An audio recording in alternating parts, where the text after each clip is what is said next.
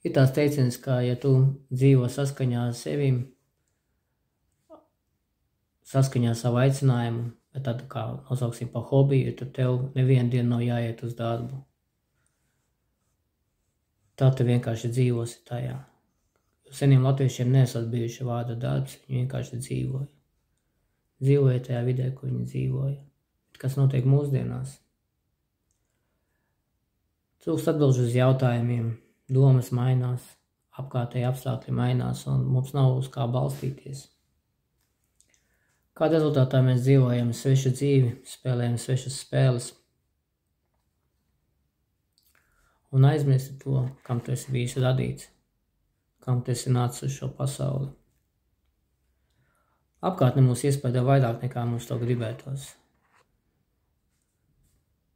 Mēs pakļājamies svešām domām, idejām, un beigās, skatoties televīziju, internetā ziņas un tā tālāk, mēs aizmirstam par sevi, kam mēs esam domāti un radīti.